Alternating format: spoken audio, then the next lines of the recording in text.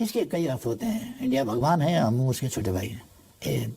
Era स्वाधीनता का era है। आप से हम कुछ बात करेंगे, कार्ड प्ले करेंगे, दूसरा से कार्ड प्ले करेंगे, तीसरा दिन पता चल जाएगा हम साथी जैसे ही हैं ही नहीं, हम साथी ही हैं। हमारा पार्टी इस बार मेजोरिटी लाएगी, मुझे उम्मीद है। इलेक्शन के बाद भी गवर्नमेंट को लीड हमें ही करना पड़ेगा साहब। तो हमारा न्यूट्रलिटी, हम किसी भी पड़ोसी के खिलाफ हमारा जमीन, हमारा आकाश इस्तेमाल करने नहीं देंगे किसी को भी। कि हमारे यहाँ 3000 साल से पहले शल्य क्रिया चिकित्सा शास्त्र का विकास हुआ था। चिकित्सा 1850 में भास्कराचार्य ने गुरुत्वाकर्षण का सिद्धांत पता लगाया था। तो इतना डेवलप है, ये तो खतरनाक बात हुआ। हमारा धर्म कैसे आगे जाएगा? इसको तो नष्ट करना पड़ेगा, आग लगा दो इसको। हम गर्व करते हैं कि गायत्री जो मंत्र है, गायत्री मंत्र, मंत्रों का भी मंत्र कहा जाता है, वो नेपाल के कोसी नदी के किनार में चतरा में कौशिक ऋषि ने लिखा था। भारत से कई भाषाएं हमारा मिलता जुलता है। जैसा अभी मैं हिंदी में बोल रहा हूँ जी बिल्कुल, हाँ, टूटी फूटी हिंदी। इसलिए इंडिया ने नक्शा छापा नहीं है, इंडिया ने तो नक्शा छापा है अपना देश का। तो हर देश अपने नक्शा छापते हैं ना, अपने टेरिटोरी को समेट कर छापते हैं। किसी ने कुछ गलत किया तो वो भी ठीक है, किसी ने गलत किया तो सचमुच गलत है। ये हमारा इंसाफ नहीं है। धन्यवाद आपको। ओली जी, भारत और नेपाल हमेशा राम लक्ष्मण की तरह रहे हैं और आप तो अक्सर रामायण के बारे में बात करते रहते हैं, लेकिन अब ऐसा लगता है कि लक्ष्मण जो है वो ये कहने लगा है राम से कि अब मुझे भी बराबरी का दर्जा चाहिए और अब हम बराबरी के हिसाब से रहेंगे। ये अचानक हुआ है। ऐसा लगता है कि जैसे नेपाल के मन में कोई बात खटक रही है। जैसे अचानक से परिवार में होता है ना कि छोटे भाई को अचानक कोई बात खटकने लगती है, कुछ अच्छा नहीं लगता। तो आपको ऐसा लगता है कि भारत और नेपाल के जो संबंध हैं वो इस दौर से गुजर रहे हैं इस समय? देखिए, आपका क्वेश्चन भी बताता है कि इंडिया राम है, हम लक्ष्मण हैं। इसके कई अर्थ होते हैं। इंडिया भगवान है, हम उसके छोटे भाई हैं। इंडिया बड़ा भाई है, हम छोटे भाई हैं।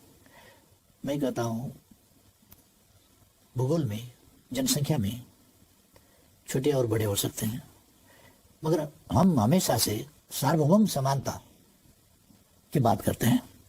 अर्थात हम छोटे या बड़े नहीं हैं। साइज में छोटे बड़े हो सकते हैं, मगर राष्ट्र के रूप में, एज ए नेशन, एक देश के रूप में छोटे बड़े ये फीलिंग रखेंगे तभी बॉस होता है। इसमें कुछ जरूर कुछ प्रॉब्लम सेंटिमेंट में है, और हम चाहते हैं कि हम दो देश, सार्वभौम सत्ता संपन्न देश, सुवरेन देश, दो पड़ोसी देश, दो पड़ोसी मित्र देश जो एक रीजन में रहते हैं, हमारा संबंधों को उसी तरह से जानना चाहिए। ये पुराने जमाना नहीं है, ये कॉलोनियल एरा नहीं है, ये एरा स्वाधीनता का एरा है, पारस्परिक सम्मान का एरा है। एक चीज ये है जिसको हमें मानना चाहिए। दूसरा, हाँ, डिबेट हो रहा है, डिबेट चलता है। डिबेट ही सत्य को बाहर लाता है। वादे वादे जायते तत्वबोध, बहस ना करें तब सत्य को पता लगाना भी मुश्किल हो जाएगा। इसलिए हमारा ट्रेडिशन भी है।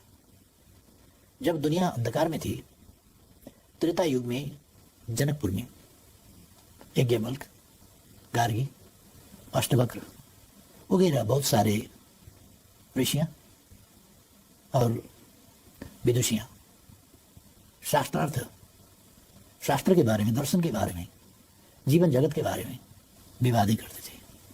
तब दर्शन का अभ्युदय हुआ। दर्शन यहीं से पैदा हुआ था ना। हालांकि यूरोपियन सब दर्शन का, साइंस का उद्गम अरस्तु से मानते हैं। अरस्तु तो ईसा पूर्व 600 साल के, उसे कई साल पूर्व, उसके 1500 साल पूर्व यहाँ दर्शन के बारे में चर्चा होता था, विचार विमर्श होता था। इसलिए बहस होना अच्छा है, बहस स्वस्थ होना चाहिए और सत्य को पता लगाने के मकसद से होना चाहिए। तो आप कह रहे हैं कि अब आप भारत को बॉस मानने से इनकार करते हैं, उसी पर बहस है। अब भारत अगर कल समझता होगा, आज भारत अपने को बोझ नहीं समझता, इसलिए उस पर बॉस का और आपको लगता है कि बॉस नहीं समझता लेकिन बड़ा भाई समझता है? और हमारे संस्कारों में तो बड़े छोटे का हमेशा जो प्रेम बना रहता है। देखिए, आप 68 साल के हैं, मोदी जी 70 साल के हैं, तो ऐसे भी आपके बड़े भाई हुए, तो आप भी कभी भी फोन उठाकर उनसे सीधे बात कर सकते हैं। व्यक्तिगत तौर से, हाँ, व्यक्तिगत तौर से वो हमसे बड़े हैं उम्र के हिसाब से। जब हम दो प्राइम मिनिस्टर बैठेंगे तो दो प्राइम मिनिस्टर बैठेंगे, बड़ा प्राइम मिनिस्टर छोटा प्राइम मिनिस्टर नहीं, दो सोवरेन कंट्री के प्राइम मिनिस्टर्स बैठेंगे। वहां कई देश के प्राइम मिनिस्टर, प्रेसिडेंट्स बहुत छोटे उम्र के हैं, अभी बहुत छोटे उम्र के। जब हम पॉलिटिक्स में लगे तब वो पैदा भी नहीं हुए थे। बिल्कुल। ऐसे छोटी उम्र के हैं, फिर भी प्रेसिडेंट हैं।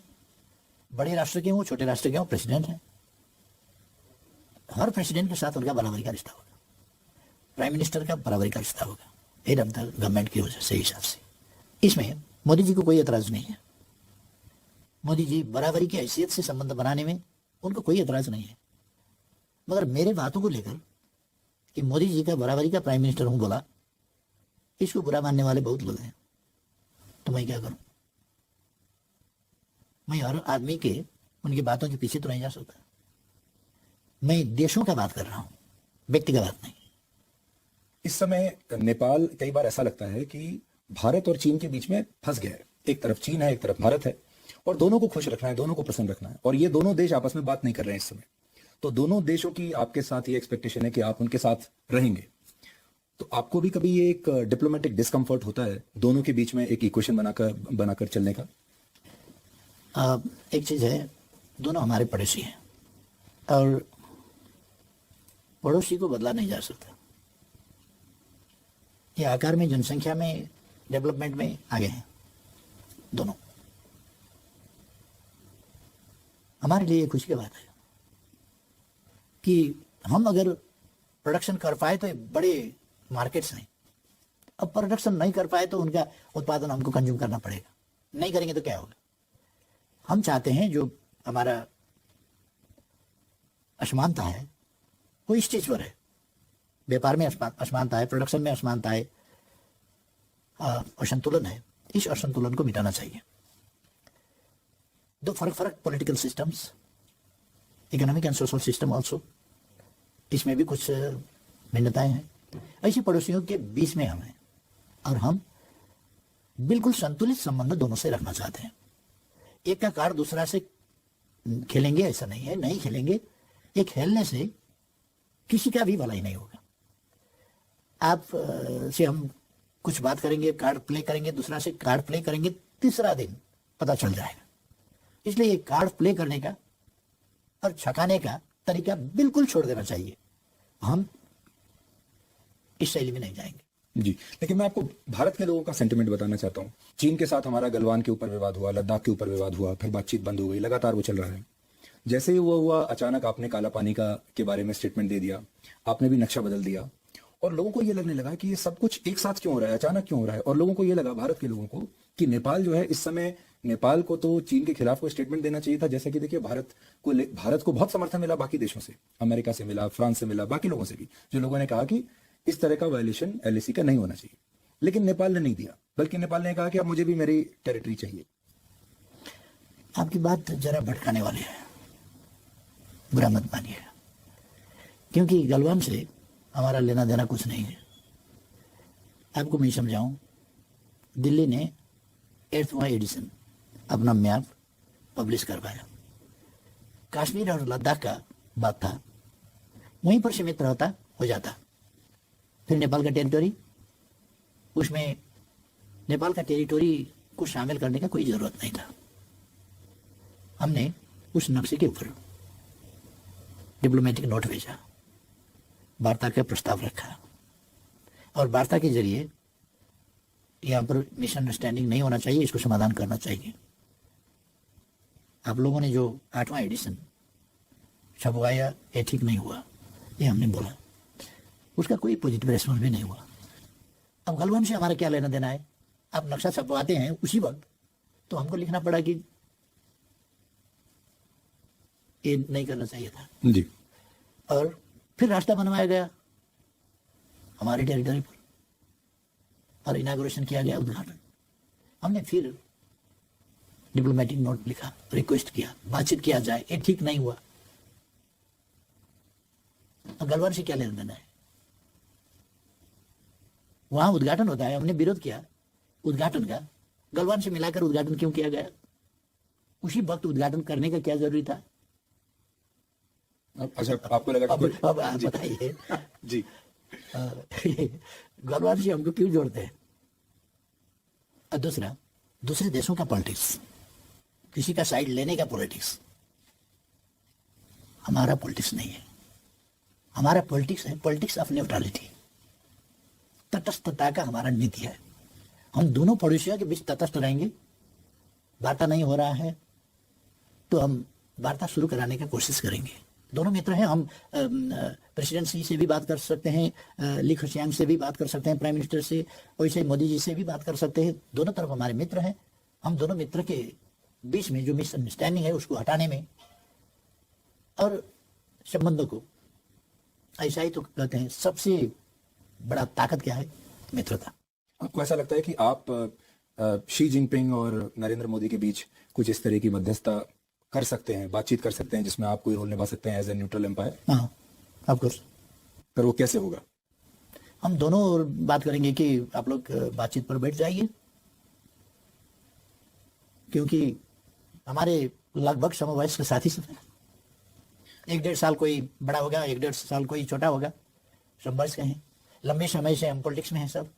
बिल्कुल। इसलिए हम साथी जैसे ही हैं ही नहीं, हम साथी ही हैं। पर ये सब तो तब होगा जब आप सरकार में बने रहेंगे, क्योंकि अप्रैल और मई में चुनाव होने वाले हैं। तो चुनाव के बाद आपको क्या लगता है, आपकी दोबारा से वापसी होगी या इस बार कोई और आएगा? हाँ, आपके प्रश्न बहुत अच्छा है। हमारा पार्टी इस बार मेजोरिटी लाएगी, मुझे उम्मीद है। एकदम कमजोर हालत हुआ तो भी मेजर पार्टी हम ही होंगे। और इलेक्शन के बाद भी गवर्नमेंट को लीड हमें ही करना पड़ेगा शायद। इसलिए मैं आश्वस्त करना चाहूंगा सब साथियों को कि इलेक्शन के बाद नेपाल भारत संबंधों को और ऊंचाई में पहुंचाने के लिए हम और ज्यादा कंट्रीब्यूट कर पाएंगे। मैं जो सेंटिमेंट की बात कर रहा था, और हम क्योंकि क्रिकेट तो आप देखते ही होंगे, तो भारत में लोगों को ये लग रहा था कि अगर नेपाल एक एम्पायर है और भारत और चाइना मैच खेल रहे हैं, तो ये जो एम्पायर है ये बार बार भारत के खिलाड़ियों को ही ज्यादा आउट दे रहा है, भारत के खिलाड़ियों के लिए ज्यादा जल्दी उंगली उठा देता है, और चीन के खिलाड़ियों के लिए थोड़ा सॉफ्ट है। ऐसा नहीं है, ये एक इंप्रेशन है। गलत इंप्रेशन है। ऐसा कोई एविडेंस नहीं है, हो ही नहीं सकता। क्योंकि हम हमारे दो पड़ोसी के बीच में सौहार्द संबंध, प्रॉब्लम रहित, समस्या रहित संबंध चाहते हैं। क्योंकि एक चीज कहते हैं और उसमें से आधा हम कटा देंगे। हाथी अगर लड़े तो भी मैदान का नुकसान ही होगा, हाथी अगर मिल गए तो भी मैदान का नुकसान होगा। ये मिल गए तो भी नुकसान होगा, ये इसको हम कटा देंगे। हाथी अगर लड़ेंगे तो मैदान का नुकसान तो होगा। ए टू जॉइंट नेबर्स, एक बड़े पड़ोसी लड़ने लगे तो उसका नकारात्मक असर तो हमको पड़ेगा ही। इसलिए हम चाहते हैं कि अब एशिया का जमाना है, अपने खुद को विकास करना चाहिए। कल का विकास था दूसरा का रिसोर्स लूट कर ले जाना, दूसरा का मैन पावर, दूसरा का रिसोर्स, दूसरा का प्रॉपर्टी लूट कर धन कमाना।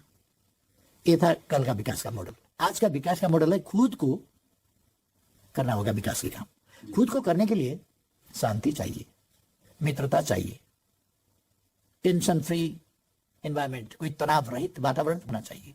तभी विकास को तीव्रता दे सकते हैं, हम गति दे सकते हैं। इसलिए अपने देश के अंदर में हो या पड़ोस में हो, पड़ोसी से हो या अपने अंदर हो, शांति हो तो हम विकास को गति दे सकते हैं। शांति नहीं है तो उस पर हमको ज्यादा ध्यान रखना पड़ेगा, ज्यादा खर्च करना पड़ेगा अननेसेसरीली। विकास का जो प्रयास है और विकास के जो रिसोर्स हैं उसको शांति मेंटेन करने की ओर हमको खर्च करना पड़ेगा। इसलिए वो हमारे लिए, हमारे विकास के प्रयासों के लिए नुकसानदायी होगा। इसलिए हम चाहते हैं कि हमारे पड़ोसी में अच्छा संबंध हो, विश्वास का वातावरण हो, जी भरोसा योग्य मित्र बने कि एक अर्घा पर संदेह हो, हम आप मित्र हैं मगर संदेह है आपके ऊपर, साथ में सोए हैं, नींद नहीं आएगी, क्योंकि नींद आ जाएगी मैं सो जाऊं तो मित्र क्या करेगा, मित्र के नाम में बड़ा खतरनाक आदमी मेरे पास में सोने का बहाना कर रहा है, खतरा है, तो नींद नहीं आएगी। आपको किसके साथ अच्छी नींद आ रही है आजकल? आजकल का बात नहीं, नेपाल चीन या भारत? नेपाल जो अस्तित्व में है वो संतुलित नीति के साथ, न्यूट्रलिटी, ये तटस्थता की नीति के साथ, किसी का पक्ष नहीं लेना, फिलहाल ये अच्छा नहीं लग सकता है, फिलहाल हमारा साइड क्यों नहीं लिया, हमारे पक्ष में क्यों नहीं बोला, हाँ ताकत लगाओ, हमको क्यों नहीं बोला, वोटिंग क्यों नहीं किया, ये हो सकता है फिलहाल के लिए, मगर अगर आप उसका दीर्घकाल का नतीजा देखें तो हमारा न्यूट्रलिटी, हम किसी भी पड़ोसी के खिलाफ हमारा जमीन, हमारा आकाश इस्तेमाल करने नहीं देंगे किसी को भी, सबके लिए ये एक प्रतिरक्षा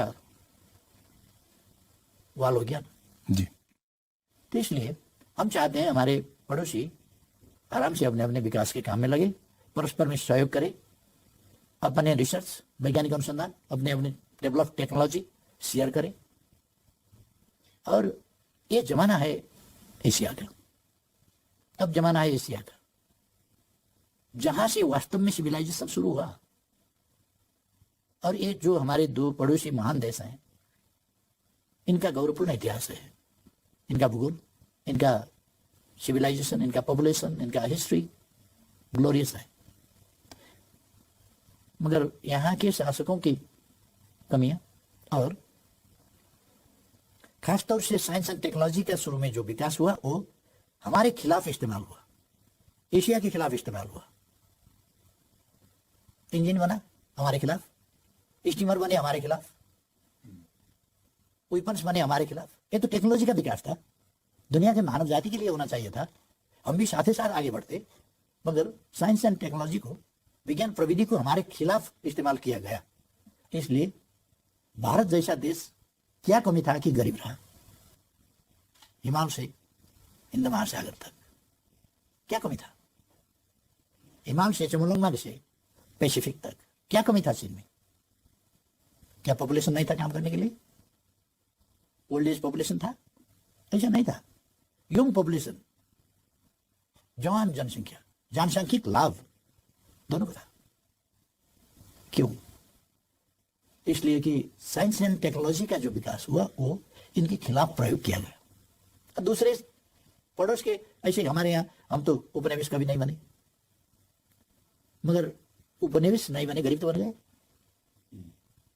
गरीब तो रहना ही पड़ा हमको, क्योंकि उसका जो असर है वो तो हमको भी पड़ा। इसलिए अब वो जमाना गया। मैं अभी काठमांडू में जब घूम रहा था, लोगों से मिल रहा था, तो एकदम ऐसा लगा जैसे भारत में ही हूँ, ऐसा लगा ही नहीं कि कहीं बाहर किसी दूसरे देश में है। कल्चर, संस्कार, सब कुछ भारत जैसा है, भाषा। और भारत में तो कहते हैं कि रोटी और बेटी का रिश्ता है नेपाल के साथ। आपको ऐसा लगता है कभी कि यह रिश्ता आपका कभी चीन के साथ भी हो सकता है? ये जो भारत के साथ जो विशेष रिश्ता है, स्पेशल है, ये कभी चीन के साथ भी हो सकता है? चीन के साथ भी कभी आपके पोरस बॉर्डर्स हो सकते हैं कि कोई भी नेपाली जाके कभी भी चीन में काम कर पाए, कभी भी जाके चीन में शादी कर ले। चीन इन्वेस्टमेंट के लिए अच्छा हो सकता है, उसके पास पैसा हो सकता है, बट आपको कभी ऐसा लगता है भविष्य में चीन के साथ भी ऐसे आपके संबंध हों, या ये भारत के साथ ही संभवता हो, जो एक बार हो गया वो हो गया, शायद आज वैसा भी ना हो पाता? देखिए, मैंने इससे पहले का इंटरव्यू में बोला कि मैं नेपाल के बारे में ही बोल नहीं रहा हूँ। जब मैं हमारे सभ्यता का, हमारे इतिहास का बात करता हूँ, हमारे पूर्वजों का बात करता हूँ, हमारे ऋषियों का बात करता हूँ, संतों का बात करता हूँ, तो हम उत्तराखंड, हिमवत खंड का बात करता हूँ। हिमवत खंड दुनिया का ऐसा जगह है, ये प्रकृति का अनुपम सौंदर्य ही नहीं, ये खनिजों का खानी हुई है। यहाँ का हवा पानी ऐसा है कि यहाँ के लोग ऋषि महर्षि विद्वान बन जाएंगे। मैंने कहा कुछ पहले भी कि हमारे यहां 3000 साल से पहले शल्य क्रिया चिकित्सा शास्त्र का विकास हुआ था। चिकित्सा शास्त्र का इसका प्रमाण है अभी भी चरक संहिता में हम देख सकते हैं। हम शल्य क्रिया का विकास देख सकते हैं सुश्रुत संहिता में 3000 साल से पहले। बाकी दुनिया तो अंधकार में था। हमारे यहां 9 ग्रह का अवस्थिति और उनका गति, नक्षत्रों का, ग्रहों का अवस्थिति, 12 राशि हमारे पूर्वजों ने बांटा है। सारा अंतरिक्ष को बांट दिए 12 भागों में, राशियों में। और कितने नक्षत्र हैं, कितने क्या हैं, ग्रह कितने हैं, उपग्रह कितने हैं। और मैंने कहा कि न्यूटन ने नहीं, न्यूटन से 500 साल पहले, 500 साल पहले कम से कम 16वीं शताब्दी का न्यूटन हुए कि 12वीं शताब्दी में 1150 में भास्कराचार्य ने गुरुत्वाकर्षण का सिद्धांत पता लगाया था और कैसे वृक्ष से फल जमीन पर गिरते हैं, क्यों, जिसको देखकर गैलीलियो चकमा गए थे। न्यूटन वगैरह को बहुत खोज करना पड़ा था क्योंकि हमारा जो नॉलेज था वो विस्तार का अवसर नहीं मिला, उसको रोका गया। नालंदा क्यों जलाया गया था आपको पता है? नालंदा जलाया गया इसलिए एक सम्राट ने बीमार होने से बोला कि हमको बीमार से छुटकारा पाना है, मगर तुम्हारा औषधि हम नहीं लेंगे, धर्म के हिसाब से हम नहीं लेंगे तुम्हारा औषधि, हमको ठीक करना है आपको। तो नालंदा के ऋषियों ने, मतलब प्रोफेसरों ने आइडिया लगाया कि उनको एक मोटा सा किताब दे दी और कहे कि इसके पाने उल्टाते रहो, पाने उलटते रहो और उलटते रहो। 2-4 रोज पाने उलटते रहे, ठीक हो गए। आश्चर्य से उनसे पूछा कि हम कैसे ठीक हो गए, क्या राज है? तो उन्होंने बताया कि आपको पाने पलटाते वक्त ऐसा करना पड़ा था क्योंकि पाने ऐसे नहीं पलटते, उसको कुछ ऐसा गीला करना होता है। तो आप उंगली जीभ पर ले जा रहे थे पटक पटक और पाने पलटा रहे थे। वो पाने में औषधि लगाया गया था, तो वो औषधि ऐसे करके आप ले रहे थे, उससे कुछ दिन में आपको ठीक कर दिया। तो इतना डेवलप है, ये तो खतरनाक बात हुआ। हमारा धर्म कैसे आगे जाएगा? इसको तो नष्ट करना पड़ेगा, आग लगा दो इसको। 9 लाख पुस्तकें वहां लाइब्रेरी में तक आग बुझी नहीं थी वहां। 4 साल तक। मतलब हमारे पूर्वज तब भी ऐसे थे और हमारा मेडिसिन ऐसा इफेक्टिव था। वो धरती का हम बात कर रहे हैं, धरती का इस भूखंड का बात कर रहे हैं जिसको हमें समझना चाहिए। और आपने जो पूछा, इन सब बातों से उलझना हमें नहीं चाहिए, ये उलझने की बात है। ब्रॉड माइंडेड होना चाहिए और ब्रॉड माइंड के साथ हमें आगे बढ़ना चाहिए। आगे बढ़ना, कहां पर छिद्र है हमको देखना नहीं है, छिद्र में उंगली डालकर बढ़ाना नहीं है, छिद्र हमको ढूंढना नहीं है, अगर सामने आया निपटाना है, आगे बढ़ना है। तरीका हमारा ये होना चाहिए। इसलिए हम भारतीय भाइयों और बहनों को रिक्वेस्ट कर रहा हूं कि हमें कोई असमझदारी रखने की कोई जरूरत नहीं है। हम 2 पड़ोसी देश हैं, आकार में छोटे बड़े हैं, मगर राष्ट्र की हैसियत से बराबर है और इस समता के भाव से हमें आगे बढ़ना चाहिए। पिछले कुछ महीनों से जब हम आपको लगातार ऑब्जर्व कर रहे थे तो हमने ये भी देखा कि आप एक प्रधानमंत्री तो हैं, नेता भी हैं, लेकिन आपके अंदर एक हिस्ट्री का प्रोफेसर भी है, एक दर्शन का प्रोफेसर भी है। और हाल के दिनों में आपने जितने लॉजिक्स निकाले, चाहे वो काला पानी, वो भी आपने हिस्ट्री में से निकाला, वो पूरा नक्शे की बात, रामायण के बारे में आपने कहा, वो भी आपने पूरा माइथोलॉजी से और हिस्ट्री से ही निकाला। तो बहुत सारी चीजें आप आजकल निकाल रहे हैं। तो कई बार मुझे लगता है कि भारत के जो नेता हैं, ये सरकार है, उसको एक प्रधानमंत्री और सरकार से नहीं, एक हिस्ट्री के प्रोफेसर से भी डील करना पड़ेगा। तो इसलिए हिस्ट्री एक आपके साथ शायद हिस्ट्री पर भी वाद विवाद करने की जरूरत पड़े। हाँ, अगर जेएनयू कुछ ऐसा डिबेट ऑर्गेनाइज करेगा तो भी ठीक होगा। कि हम, हाँ, भारत में बहुत सारे विद्वान हैं, मगर जो प्रचार प्रसार होना चाहिए उनके विचारों का, उनका खोज का, उनके अनुसंधान का, और जो हमारे ग्रंथें हैं, हमारे रचनाएं हैं पूर्वजों के और आविष्कार हैं, हमारे पूर्वज ऐसे इनोवेटिव थे और ऐसे रिसर्चर थे जिन्होंने कोई ऐसा पौधे का, पेड़ों का पत्ता नहीं छोड़ा होगा जिसको सिखाने नहीं किया होगा। आपने ये भी देखा होगा कि भारत में 2014 के बाद, जब से प्रधानमंत्री नरेंद्र मोदी बने, एक राष्ट्रवाद की लहर आई है, एक नया अलग माहौल बना है। क्या आपको ऐसा लगता है कि आपके नेतृत्व में आप भी वही नेपाल में करने की कोशिश कर रहे हैं कि एक देश को उसका प्राइड याद दिलाना चाहिए, उसमें एक राष्ट्रवाद की भावना डालनी चाहिए, जो भारत पश्चिमी देशों के साथ कर रहा है, जो भारत चीन के साथ कर रहा है इस समय, कि हमें भी बराबरी का दर्जा चाहिए, वही आप नेपाल के साथ कर रहे हैं और अनफॉर्चुनेटली सबसे पहले नजर आपकी भारत पर ही पड़ गई? बात ऐसा है, आज का जमाना ही, मैंने शुरू में ही कहा, ये औपनिवेशिकता का जमाना नहीं है, उपनिवेशवाद का जमाना नहीं है। कॉलोनियलिज्म का एक जमाना था, अब वो समाप्त हो गया। उसके अवशेषों को हमें समाप्त करना है, अपने मन से, अपने मस्तिष्क से। हमें अपने राष्ट्र की, अपने राष्ट्र की उत्पत्ति की, अपने राष्ट्र के इतिहास की, और अपने राष्ट्र ने क्या दिया दुनिया को, उस पर हम गर्व करते हैं कि गायत्री जो मंत्र है, गायत्री मंत्र, मंत्रों का भी मंत्र कहा जाता है, वो नेपाल की कोसी नदी के किनार में, चतरा में कौशिक ऋषि ने लिखा था। मंत्रों का मंत्र, सर्वोच्च मंत्र गायत्री मंत्र कौशिक ऋषि ने कोसी के किनार में लिखा था।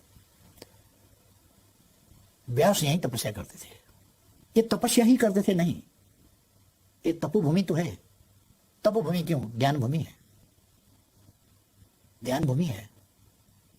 ध्यान का आविष्कार यहीं से हुआ था, योग का आविष्कार यहीं से हुआ था। इसलिए हमारे पास गर्व करने लायक चीजें हैं, गर्व करने की वस्तुएं हैं हमारे पास। हमारे यहाँ बहुत सारे लोग इस कॉन्सेप्ट को अखंड भारत का कॉन्सेप्ट बनाकर आगे पुश करते हैं कि अखंड भारत होना चाहिए। फिर सारे जो आसपास के, जो ये पूरा इलाका है, ये संस्कार हैं, ये हमारी जो इतिहास है इतना, वो सब फिर एक अखंड भारत के कॉन्सेप्ट में आ जाएगा। आप उससे अग्री करते हैं? नहीं, प्रश्न यह है कि इतिहास पीछे नहीं जाएगी। अखंड भारत दरअसल कभी था ही नहीं, था ही नहीं। और ये कंसेप्ट, जैसे आपको बताऊं, आपने इतिहास में पढ़ा होगा, द्रुपद का देश था, विराट का देश था, जनक का देश था, उसका देश था, उसका देश था, बहुत सारे देश थे। अब से 4000 साल पहले, कम से कम हम रामायण को 7000, 9000, 12000 कहते हैं, हम 4000 साल पहले का बात करते हैं, क्योंकि मेसोपोटामिया सभ्यता ने 4200 साल पहले गाड़ी का, कैरेट का पहिया बनाया था। उसके बाद राम के पिता दशरथ के पास 10 रथ थे, अपने लिए, 4 रानियों के लिए, और दूसरे अपने विद्वान लोगों के लिए। इसलिए उन्हें 10 रथ कहा गया, 10 रथ होने की वजह से। इसका मतलब 4200 साल से इधर का हिस्ट्री है। इसका मतलब मेसोपोटामिया से यहाँ तक आने में, आप फैजाबाद तक कहेंगे जी, हम अयोध्यापुरी तक कहेंगे, आप यहाँ तक कहेंगे जी। अयोध्यापुरी तक कहेंगे। इसमें फिर मेरा कोई पूर्वाग्रह नहीं है, इसमें कोई कंफ्यूजन नहीं रहना चाहिए कि हम कोई झमेला करना चाहें, ऐसा नहीं है। हम तो बस खोज किया जाए, पवित्र राम भूमि, राम का जन्मभूमि असल में जो है वही पवित्र है, उसी की मिट्टी सर में लगाने से मतलब होगा। कोई दूसरी जगह को राम जन्मभूमि कहकर मिट्टी लगाने से कोई फायदा नहीं। कहीं ऐसा तो नहीं कि आपने हिस्टोरिकल वर्जन को डिप्लोमेसी और पॉलिटिक्स में यूज कर लिया? नहीं, मैं आपको यही सजेस्ट करना चाहता था कि हमारा हिस्ट्री जो है, एक भारत, एक भारतवर्ष। भारतवर्ष का मतलब क्या था कि ये समुच्चा इलाका जहां हजारों राज्य थे, तब भारतवर्ष का कहलाया जाता था। एक ही राज्य था भारतवर्ष, ऐसा नहीं है। भारतवर्ष कई राज्य थे, और ये तो यूनिफाइड भारत। दरअसल मैं सजेस्ट करना चाहूंगा, सुझाव देना चाहूंगा कि यूनिफाइड भारत बना कब, सचमुच में हिस्ट्री को जानना चाहिए। कल्चरली एक बनना दूसरी बात है, मगर देश कई थे। त्रेता युग में भी कई देश थे, द्वापर युग में कई देश थे। विराट राजा का विराट दरबार, हस्तिनापुर, द्वारका, गोपालों का राज था, वहां यदुवंश का राज था। हस्तिनापुर में दूसरा का था, दूसरी जगह दूसरा का था, दूसरी जगह दूसरा का था, ऐसे बहुत राज्य थे। राज्य बनते थे, टूटते थे, जीता जाता था, हारा जाता था। वो समय ऐसा ही था, माइट इज राइट का जमाना था, जिसने जीता जीत लिया। कोई संयुक्त राष्ट्र संघ तो नहीं था, पीस कीपिंग फोर्स भी कोई नहीं भेजता था तब। जिसने समेटा और खदेड़ा खदेड़ दिया। हाँ, इसलिए कभी था ही नहीं भारतवर्ष। भारतवर्ष एक हिमवत खंड का, अफगानिस्तान से लेकर म्यांमार तक, बर्मा तक का भूमि, उत्तराखंड के हिमवत खंड, ये हिमवत खंड के अंदर भारतवर्ष था। साउथ एशिया, साउथ एशिया को भारतवर्ष कहा जाता था। इसको नामकरण इसलिए रीजन को, मगर कई रास्ते, अभी जैसा 7-8 देश नहीं, तब हजारों देश थे। आपको पता है 556 देश राजे रजौटे थे इंडिया में जब ब्रिटिश आए। बिल्कुल बिल्कुल थे, और सरदार पटेल को बड़ी मेहनत करनी पड़ी। तो इसलिए ये बहुत बात तक आप जानते हैं, पंजाब का अपना कल्चर है, भाषा है, संस्कृति है, वेशभूषा है सब। बंगाल का बंगाली, उसका डिश, उसका भाषा, उसका कल्चर, उसके वाद्य वादन, ये सब ये अलग अलग है, अलग अलग थे। ये अब एक भारत बन गया। हमारे यहाँ 123 से ज्यादा, 125 जाति और भाषाभाषी है। उतने ही भाषा हम बोलते हैं। ये हमारा एक देश है। पहले यूरोप का और हमारा बनावट अलग अलग है। यूरोप एक भूमि, एक भाषा, एक देश, एक संस्कृति, एक राष्ट्र। हमारा ऐसा नहीं हुआ। हमारा डाइवर्सिफाइड है, विविधता युक्त है। जी, मेरा आखिरी सवाल आपसे ये है, तो फिर भारत और नेपाल का ये जो कल्चरल अलाइनमेंट है, पुराने जो चलता आ रहा है, हिस्टोरिकल अलाइनमेंट है, ये कैसे बना रहे इस समय, वो आप कैसे इंश्योर करेंगे? और जो हाल की ये जो विवाद हुए हैं, ये आपके हिसाब से कैसे सुलझ सकते हैं ताकि वही पुराना जमाना लौट आए? क्योंकि देखिए, उधर चीन भी बहुत विस्तारवादी सोच वाला देश बन रहा है, तो आपका सजेशन क्या होगा? चीन के बारे में इंडिया का रीडिंग, फीलिंग एक हो सकता है। आपने हमसे उस पर सहमति या सहमति कुछ ढूंढा भी नहीं, और हमको बताना भी जरूरी नहीं है। आप भारत के पर्सपेक्टिव से सहमत हैं या नहीं है? जब भारत के बारे में बातचीत कर रहे हैं, भारत से कई भाषाएं हमारा मिलता जुलता है। जैसा अभी मैं हिंदी में बोल रहा हूँ। जी बिल्कुल। टूटी फूटी हिंदी, ये पढ़ा हुआ हिंदी नहीं है, ऐसा ही बोल लिया। हमारे यहाँ बहुत सारे लोग हिंदी नहीं, नेपाली भी नहीं समझते, कई भाषा भाषिकाएं हैं। और एक चीज आपको समझना चाहिए कि हमारा परसेप्शन क्या है। हमारा कोसी नदी है, गंडकी नदी है, कर्णाली नदी है, जो भारत में जाते हैं, उनकी मछली को बॉर्डर पता चलता है, बॉर्डर पता भी नहीं चलता। हमारे बॉर्डर इलाका में जो चिड़ियाएं हैं, वो इधर से उधर जाते हैं, उधर की गाछी में बैठते हैं, इधर आते हैं, इधर की गाछी में, उधर के धान खाते हैं, उधर के गेहूँ खाते हैं। इनको बॉर्डर का पता नहीं है। पर उनको अब नया ये नक्शा दिखाना पड़ेगा आपका? इसको मानना पड़ेगा। उनको नक्शा दिखाने का जरूरत नहीं है। नक्शा हम आपको देखना होगा कि असलियत क्या है। अब इसमें हमको ये चाहिए कि हम दरअसल सच्चाई को कबूल करें, तथ्यों को मानें और फीलिंग को समझें। ये जरूरी है। फीलिंग को, आधारहीन फीलिंग को नहीं, सच्चाई पर आधारित, तथ्यों पर आधारित, प्रमाणों पर आधारित फीलिंग्स, उनको समझना चाहिए। इसलिए इंडिया ने नक्शा छापा नहीं है। इंडिया ने तो नक्शा छापा है अपना देश का। तो हर देश अपने नक्शा छापते हैं ना, अपने टेरिटरी को समेट कर छापते हैं ना। विवाद है तो नहीं, नक्शा नहीं छापते। अब पाकिस्तान के साथ आपका विवाद हो गया, आप नक्शा तो छापते हैं, अपना टेरिटरी जो मानते हैं आप उसको मानकर। पाकिस्तान जो अपना टेरिटरी मानता है उसको मानकर फिर छापता है। जिस दिन वो विवाद निपटारा हो जाएगा, एक ही प्रकार का नक्शा बनेगा। हाँ, ये है बॉर्डर। अगर चीन ने ऐसा किया होता तो आप चीन के साथ भी ऐसे ही करते? मैं आपको ये बताऊं कि हम सोवरेनिटी के, टेरिटोरियल इंटीग्रिटी के सवाल में किसी से कम, किसी से ज्यादा व्यवहार नहीं करते। किसी ने ऑक्यूपाई किया तो अच्छा हुआ, किसी ने ऑक्यूपाई किया तो अच्छा नहीं हुआ। किसी ने कुछ गलत किया तो वो भी ठीक है, किसी ने गलत किया तो सचमुच गलत है। ये हमारा इंसाफ नहीं है। हम हर किसी के साथ समान व्यवहार करेंगे, हर किसी के साथ। अली जी बहुत